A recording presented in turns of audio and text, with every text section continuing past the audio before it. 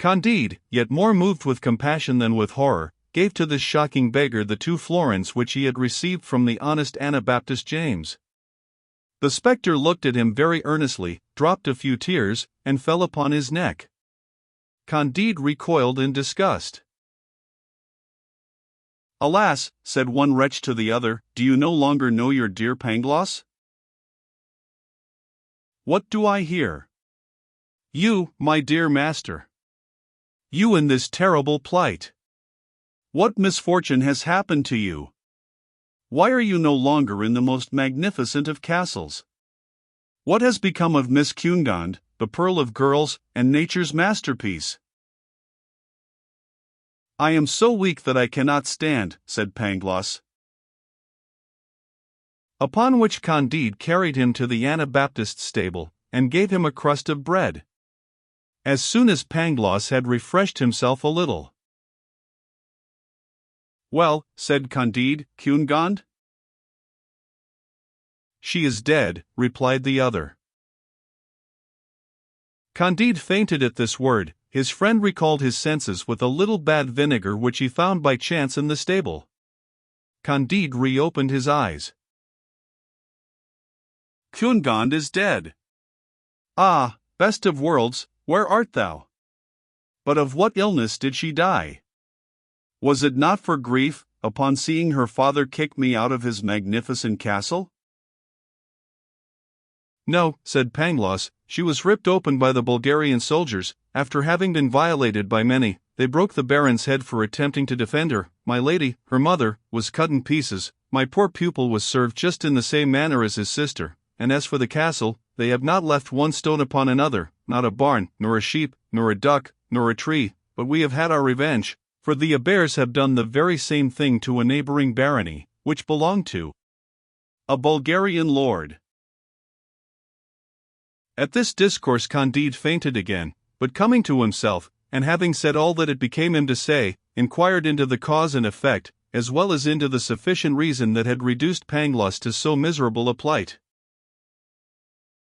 "Alas," said the other, "it was love, the comfort of the human species, the preserver of the universe, the soul of all sensible beings, love, tender love." "Alas," said Candide, "I know this love, that sovereign of hearts, that soul of our souls, yet it never cost me more than a kiss and 20 kicks on the backside. How could this beautiful cause produce in you an effect so abominable?" Pangloss made answer in these terms: "Oh, my dear Candide, you remember Paquette, that pretty wench who waited on our noble Baroness. In her arms I tasted the delights of paradise, which produced in me those hell torments with which you see me devoured. She was infected with them, she is perhaps dead of them." This present Paquette received of a learned grey friar, who had traced it to its source. He had had it of an old countess, who had received it from a cavalry captain, who owed it to a marchioness, who took it from a page, who had received it from a Jesuit, who when a novice had it in a direct line from one of the companions of Christopher Columbus. 3. For my part one shall give it to nobody. I am dying." "Oh, Pangloss," cried Candide, "what a strange genealogy! Is not the devil the original stock of it?" "Not at all," replied this great man. "It was a thing unavoidable, a necessary ingredient in the best of worlds, for if Columbus had not in an island of America caught this disease, which contaminates the source of life, frequently even hinders generation, and which is evidently opposed to the great end of nature, we should have neither chocolate nor cochineal. We are also to observe that upon our continent, this distemper is like religious controversy, confined to a particular spot. The Turks, the Indians, the Persians, the Chinese, the Siamese, the Japanese, know nothing of it, but there is a sufficient reason for believing that they will know it in their turn in a few centuries. In the meantime, it has made marvelous progress among us, especially in those great armies composed of honest, well-disciplined hirelings, who decide the destiny of states, for we may safely affirm that when an army of 30,000 men fights another of an equal number, there are about 20,000 of them PXD on each side." "Well, this is wonderful," said Candide, "but you must get cured." "Alas! How can I?" said Pangloss. "I have not a farthing, my friend, and all over the globe there is no letting of blood or taking a glister, without paying, or somebody paying for you?" These last words determined Candide. He went and flung himself at the feet of the charitable Anabaptist James, and gave him so touching a picture of the state to which his friend was reduced, that the good man did not scruple to take Dr. Pangloss into his house, and had him cured at his expense.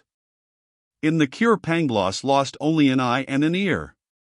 He wrote well, and knew arithmetic perfectly.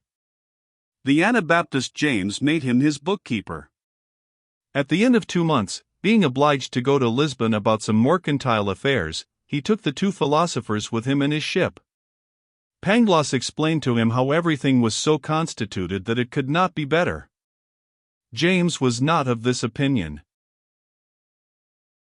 "It is more likely," said he, "mankind have a little corrupted nature, for they were not born wolves, and they have become wolves. God has given them neither cannon of 24-pounders, nor bayonets, and yet they have made cannon and bayonets to destroy one another.